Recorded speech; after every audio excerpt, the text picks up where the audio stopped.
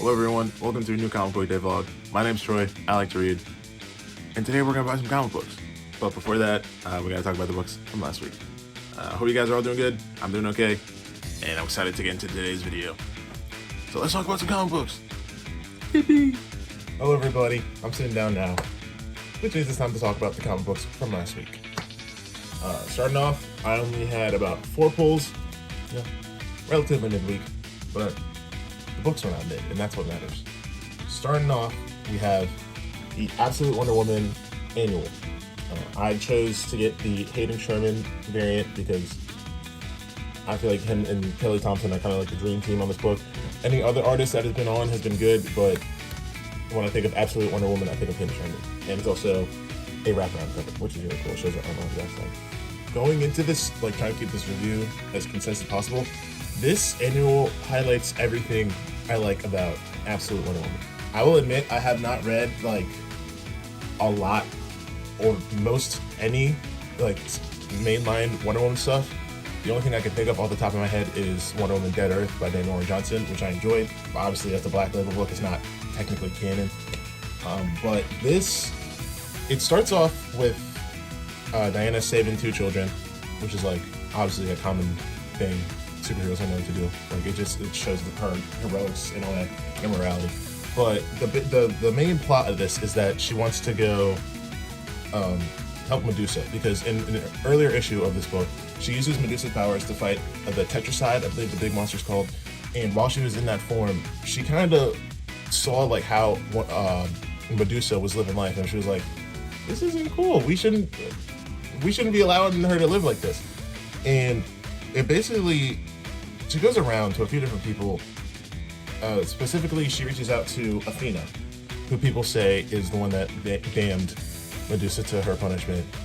Before even getting into the modern stuff with Diana and Athena, we're shown a flashback with Diana as a child when she was still in hell, and they're playing chess.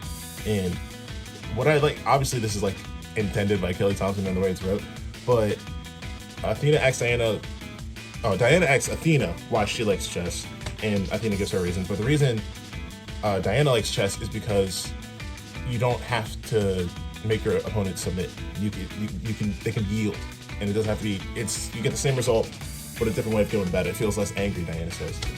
They go on with their chess match, and towards the end of it, Diana says a quote that is probably my favorite quote from the entire book so far, when talking about chess, but also applies to how Absolute Diana sees everything in the world. She basically says, "That's why it matters how I win." Athena says, "Explain." And Diana responds, "I don't just have to beat everyone, I also have to show them a better way." And it's like, yeah, there's a difference between seeing someone who has like a troubled past and commits crime and then just beating them up and throwing them in jail, or actually just trying to see where they're coming from, why they're doing the things they do, and trying to help them like get a better future. I don't know, it was really cool. But basically, in the present, Diana makes a deal with Athena to essentially give all her powers away, give all of Diana's powers away. So she's just like a base human. And throughout the issue, we're like, why is she doing all that? And it's because when she gets to Medusa, to withstand Medusa's gaze. And essentially, she uses one of her lassos. It's the one she uses for transformations, and allows Medusa to transport back into her human self the way she was all those years ago. And she's finally able to like reconnect to people and look her sisters in the eyes and all that. And I don't know, overall it was really nice, I guess. I specifically like the ending about how Diana and Athena talked about chess again, that if Diana was like, "I never actually beat you in chess," but Athena was like, "If we played today, you'd probably beat me."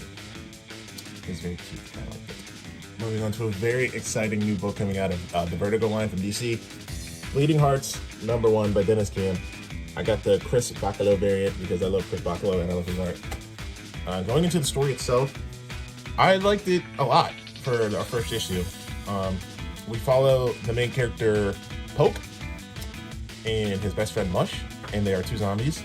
And basically, the first issue just spends a lot of time like introducing this world and the society that like the zombies live in. Like, despite being zombies, they still have like social interactions. They still hang out, they still go places.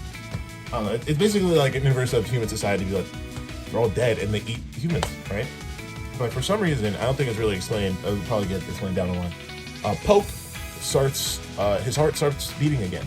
He starts feeling like human emotions. And he's like, it's not, my heart's not supposed to do that. As the issue goes on, we see, like, I believe 2 different people get eaten by zombies that are trying to escape. And when it comes to, like, the zombie thing, I feel like it's hard to discuss the morality of it because it honestly depends on, like, the depiction of zombies. Because in this world, that's just kind of like the way it is. Like, you shouldn't vilify like a snake for eating a mouse in the forest, you know? It's like they gotta eat poop. But Poke basically has this revelation, like, he goes to Mush and he's like, do you think we're evil for doing what we do? Considering, I believe it's like 10 billion people and they've almost exterminated all of them. And Mush is like, I don't even really think about it. I don't really bat an eye, you know? This is what we are. There's nothing much we can change. There's nothing much we can do about it. And the issue ends with the 2 in a house in a suburb, and they find a last 2 survivors. So now it's like, what's gonna happen next? I don't know. But overall, it was really good. I enjoyed it. Dennis Camp is really cool. I like every single book of his I've read so far. I still need to read 20th Century Men, but I'm very excited for this book. I hope it goes on for a very long time. Third, DCKO, number 4. Second to last issue. Once again, got the Daniel and Johnson variant. A lot goes on in this issue. This is when we first see the showdown between the absolute versions of the Trinity versus the main, well, not the main Trinity per se, but the last 4 contestants in the DCKO tournament. Off rip, Joker just switches sides. He's like, I already killed Batman, so I got no more business here. So he joins Darkseid's Legion, so now it's 4v3 with the Absolute having the advantage. And we just see the 2 versions of each character going against each other. It's cool seeing them react to like the darker versions of themselves. I specifically like the interaction with the 2 Batman. I forgot to mention, Batman is also back. He came back from Night Fight. And the first thing he did was stab Joker in the back, as like Joker did to him in the first issue. And he goes against Absolute Batman. They make a joke about his symbol. Pretty fun. But as the issue goes on, they figure out how to get Darkseid's influence off of the Absolute Trinity, so they all join together. And that's when the big kahuna himself comes. Darkseid has arrived, and they're like, it's time for like the final showdown. So they all go, the main Trinity, the Absolute Trinity, and Lex Luthor, they all go to start fight Darkseid. And Darkseid takes out literally like all of them in like 2 seconds. And then there's only Lex and Superman left. And Lex takes out Superman. Expectations subverted. I thought with everything in my soul Superman was going to win this thing. But no! Lex Luthor took him out, which I shouldn't be surprised about. But Lex Luthor has officially won the DCKO tournament. So now the final matchup is going to be Lex Luthor versus Darkseid to see who will be King Omega of the DC Universe. Even besides like the plot-wise, the art on this book has been really good. Specifically, I like the way Darkseid has been drawn. There's one panel with him and Omega Girl, I believe, one of the members of his Dark Legion, and it's like breathtaking. I especially love the colors on this book. I forget what the color's name is, but they were on a few Superman issues a few months ago, and their colors are really nice. But this is the penultimate issue of DCKO, and I guess we'll see how the next one goes. Considering Superman apparently disappears after this event, I wonder who will win. Finally, we have issue 15 of Teenage Mutant Ninja Turtles. Got the Kevin Eastman variant. And I enjoyed this issue a lot. This new run has been growing on me substantially. It starts off with like this dark future with Raphael and Casey Jones fighting this like gang boss, you know. And Raphael gets shot in the head, which I was honestly not really expecting. Then it cuts back to the current time, and it's revealed that Splinter, when Splinter was dead, he was in the afterworld with his wife, the Turtles' mom, technically. And it's revealed that he had like an option that like, or he could see the future, and he could see that all of the 4 turtles were going to get murdered by someone. So what he decided to do was leave the afterworld, come back to Earth as an Ujigami, and kill the turtles' future murderers. Like, he was going to kill the people who were going to kill the turtles in the future. And not only do the turtles find out that, well, they start theorizing that Splinter's Ujigami, and they all have different opinions on it. It's specifically Mike and Raphael that are butting heads. That Raphael is like, well, he's our father, so we should listen to him. We should let him kill these people. But Mikey's like, but that's like against everything he's taught us. Clearly, coming back from the dead, he's changed. He's not the same person. And then Splinter literally just comes out and he's like, hey guys, yeah, it's me. I'm the Ujigami. I've been killing people, but it's because like of you guys. And you know, once we kill all of them, then I can bring my wife back from the afterlife, and then we'll all be a family. All 6 of us will all be a family, which has never happened before. And I don't know, there's turmoil. There's this chick named the Shinigami, which I guess is like the villain of this current arc. She's okay, I guess. She's like a witch. And they also get access to the portal of the afterworld, so who knows what that's gonna entail. I don't know. But ultimately, it ends with the reveal that in the future, quote unquote, who knows how things will go down, Casey Jones will be the one to kill Raphael.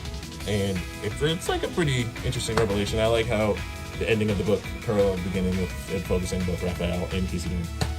But it was really good. I'm still very happy that this run has been good despite switching writers. But yes, that is all, guys. 4 issues, nothing more, nothing less.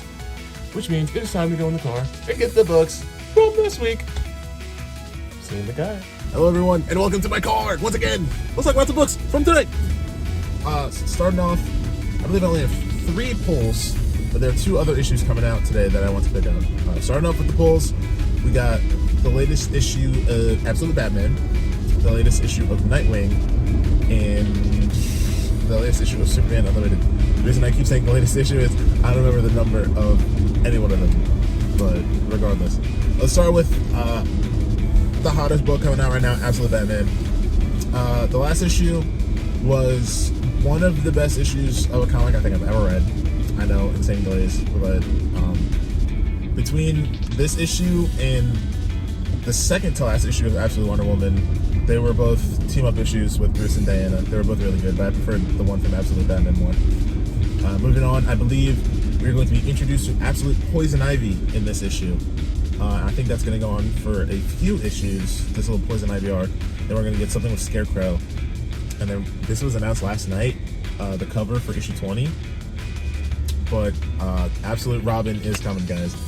And I'm very excited. I'm very excited. And I say that because there are so many possibilities that could be done with Absolute Robin. Like, they've already like teased at Dick Grayson being in this world. He's like an EMT, I believe.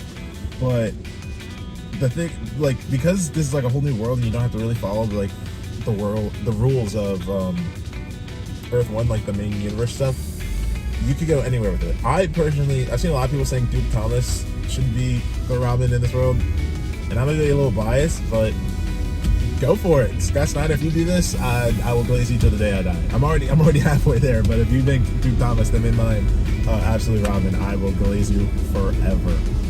But yeah, that's the issue for today. I'm excited to see the Absolute Poison Ivy. All the variations of the Batman villains in this world have been so cool. I like how Scott Snyder's taken like full advantage of this Absolute world, and I'm very excited for the new issue. Moving on, we already talked about Dick Grayson. Let's talk about Nightwing.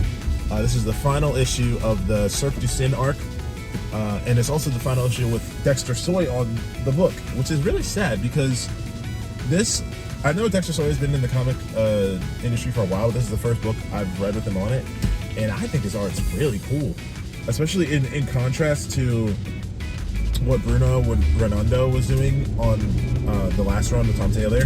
There's such like, Bruno Redondo's art is a lot more, there's like aspects of realism to it, but it's a lot softer, the colors are a lot brighter, and it's more lighthearted.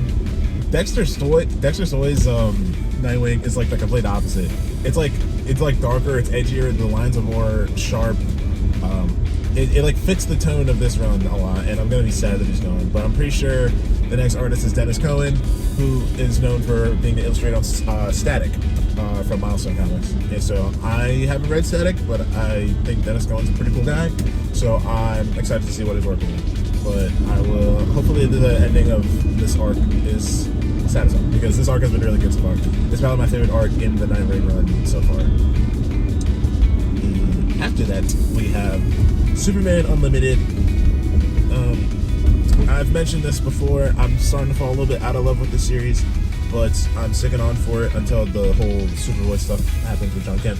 But in this issue coming out today, I think it's the second part from the last issue, dealing with the prankster. And overall, it might not be fair to do this since the Superman book has been going on a lot longer, but obviously the Superman books, so people will compare them. But it just feels like there's a lot more going on in the Superman book at any given time than what's going on in Superman Unlimited. But I'm holding on. Last issue, I got what I asked for. I want to see Golden Superman using his powers with the whole, the Kryptonite meteor thing that they introduced in issue 1. But hopefully we get some more of that in this issue. I don't know much about the prankster, but he seems to be like a classic Superman villain, so I guess we'll see how it goes. If anything, this issue will just be like some lighthearted fun, which is basically what the whole series has been so far. I guess we shall see how it goes. So those are the 3 pulls I have for this week. The 2 issues I'm getting just because are the newest issue of Ghost Pepper, which I've mentioned a few times on the channel. Ghost Pepper is cool. It's cool. It's not mind-blowing. It's not the most unique thing I've ever read in the world, but it's fun, and I enjoy reading it. I decided to pick up this issue because I specifically want to get the Daniel Warren Johnson variant because I like the art, and D-Dubs is my goat.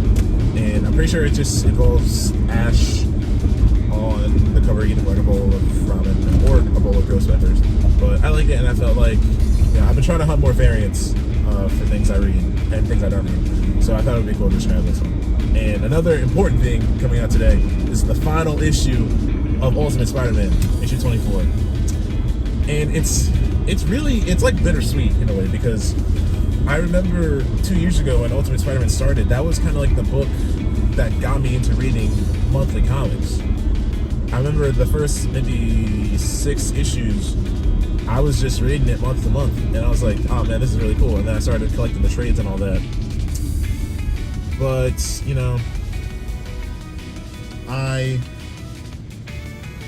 as the series has gone on, it's definitely a lot more. I don't think it's definitely not what people were expecting. There's definitely less of a focus on Peter Parker and Spider-Man, and a lot more focus on Harry Osborn and Gwen Stacy and Uncle Ben and Jay Jonah.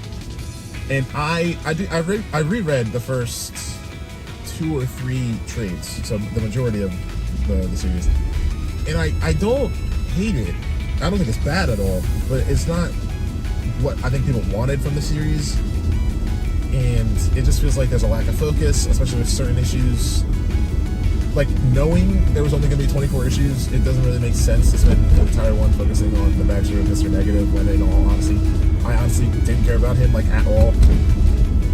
But, I don't know. Anyway, on to the issue of today. This is the final issue.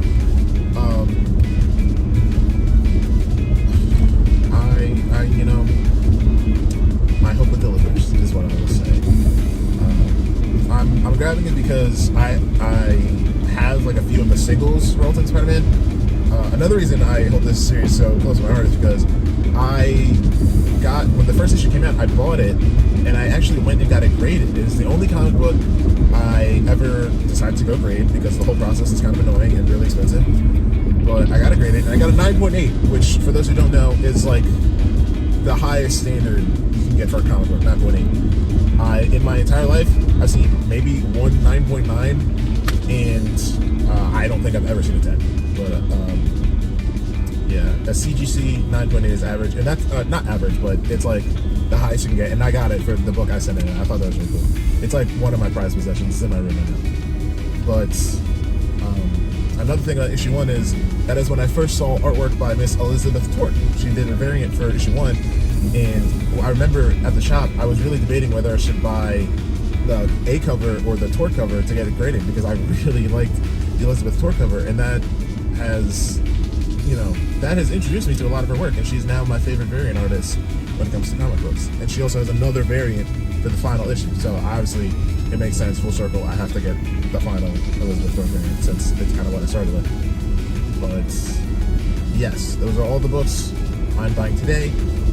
I'm excited to talk about the other books at the shop, and I will see you there. Peace! Alright, y'all. We should know the rules by now. I'm once again back at the Comic Collection in Bensalem, Pennsylvania. If you're ever in the area, stop and say hello to Dave. And without further ado, let's get into all the comic books releasing this week. First up, we have the New Avengers, which honestly I'm still surprised is still going, considering it was a Thunderbolts tie-in book. Following that, we have the latest issue of the Absolute Batman. I very much liked this Poison Ivy variant. And next to that, World's Finest, Batman and Superman. Good book, which I do plan to read very soon. Moving on, we have Captain America by Chip Zdarsky. I've heard this is one of the best Marvel books coming out right now, and I do plan to start reading it soon. I don't think I'll pull the singles, but I will be patiently waiting for the trade. Moving on, we have Catwoman. This piqued my eye because I saw Selena was in one of her old costumes and had a beautiful Mahmoud Asrad cover, which is one of my favorite cover artists. I want to read more about Selena because I think she's really cool, but maybe one day down the line I'll get into reading the run that's coming out right now. Now we have the latest issue of Fantastic Four with the DNA color bleed. Shout out DNA. I think this arc focuses on Malice, as you can see by her on the cover. And I don't know how popular she was before Rivals, but I think this arc has definitely been inspired by Rivals in a way, because that's literally like one of the most popular skins for Sue. I kind of glazed past it here, but we have the first issue of the new Vertigo book, End of Life, as well as the third issue of the new Doctor Strange run. I haven't read any Doctor Strange, but he is a character I have a lot of interest in, so maybe I'll try and check out this new run. Next up, we have something I didn't know was coming out today, The Deadly Hands of Kunlun. I believe it's an Iron Fist book. And I was really surprised they didn't give it like a Rivals cover, because I know Iron Fist, despite how hated he is in the game, he's still one of the most popular characters. So I was wondering why they didn't give him like one of the artwork covers. Moving on, we have the latest issue of Ghost Pepper and G.I. Joe. I believe Duke, the main guy, is being confronted with Hound in this issue. In the next issue is when he finally meets up with Optimus, so I think I will definitely pick that up, despite me not reading G.I. Joe, but I do read Transformers, and I would love to see how the two leaders of the factions react to each other. Next up, we have another new Mega Man book, which I feel like they've been doing a lot of those recently, and a new Moon Knight #1 by Jed MacKay. I remember 2 years ago, I started reading one of the many reissues of the series they've done, and I dropped it as soon as they got a new artist. Man, that's one of the things I hate so much about comics, is when you fall in love with the series and it's art, and then they get a new guy that's kind of but you know, Moon Knight's still cool. If you're interested, check out the new book.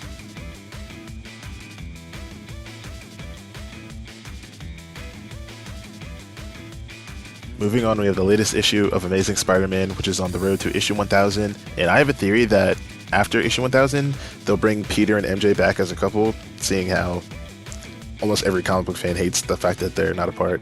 But speaking of them being apart, here we have Ultimate Spider-Man, the final issue. Had to point out the beautiful Elizabeth Torque cover. Even the A cover is really cool. I was considering getting it too, but I don't like double dipping like that. Here we have another Slop series coming out of Marvel, 1776. That is all I will say about that. Now we have Wolverine, which is a book I don't care about, but there's also the Weapons of Armageddon Wolverine book, which is also written by Chip Zdarsky, and I believe also ties into the current Captain America book. So maybe if they set it up well in that book, I'll check it out. Finally, we move on to some X books. I believe this is another issue of Jed MacKay's X-Men with a DNA color bleed of Jean and a magic cover. I love both of them. They're really cool. I wish I was better at aiming with Jean in Marvel Rivals. But besides that, we have another Elizabeth Torque cover for Generation X-23, the book focused on Laura Kinney. But yeah, that's all the books for this week. Honestly, a good batch, and I'll see you guys back at the house. Hello everyone, and welcome back to my beautiful home. I got the polls for this week, but before we get into that, I forgot to verbally say it last week, but the song of this week is Boom! God Loves You by JPEG Mafia and Danny Brown. Apparently today is Ash Wednesday, which is a big Catholic thing, so I decided to go for a nice, calm, cool, beautiful Christian song for y'all. Play this at your next church service. Everyone's gonna love it. Your grandma's gonna love it. Everyone's gonna love it. Shout out to Danny Brown and JPEG Mafia. But that's not what we're here for. We're here to talk about comic books. So I have the pulls for this week. I mentioned them a lot earlier. I got 5 books. Starting off, Absolute Batman number 17. First official look at Absolute Poison Ivy. There's a preview of the new Vertigo book, End of Life, at the end of this. So maybe that'll be cool. I'll check it out. Next up, Nightwing 135. Final issue with Dexter Soy. I'm gonna miss him, but I'm excited to see where the book goes. After that, Superman Unlimited. What does this say? The Prankster Triumphant. Wow, imagine. But I guess we'll see how this goes. Yeah, Superman Unlimited is Superman Unlimited. That is what I will say. But those are the 3 pulls. Besides that, I also picked up the Ghost Pepper variant, Daniel Warren Johnson. Looks very cool. Got some more variants on the back here. The series is fun. If you're interested, check it out, please. And finally, the white whale of this week for a lot of people. The final issue of Ultimate Spider-Man, issue number 24. Elizabeth Torque variant. The family photos, I thought it was cute. I love Elizabeth Torque. And I do love this series. You know, it's not perfect in a lot of ways, but I do love this series. And while I have you guys here, give me 1 second, I'm gonna grab some. Here she is. My graded copy of Ultimate Spider-Man number 1. 9.8. The whole process of getting this graded, it was like weird. And I think most people who do it in like bundles to save on money. But I didn't want to do that. I wanted to get this one. And I got a borderline perfect grade, and I'm really happy about it. This takes me back, you know. I've spent the past two lives of my 2 years of my life with this series, so I'm sad to see it go. But yeah, it was a fun journey, I will say that. But besides all that, that's all I have for this week. I hope you guys have a lovely week. I'll see you guys next week. How many times can I say week in this sentence? But yeah, stay safe, be kind, read more comic books, and I will catch you guys next time. Bye, bye, bye, bye, bye,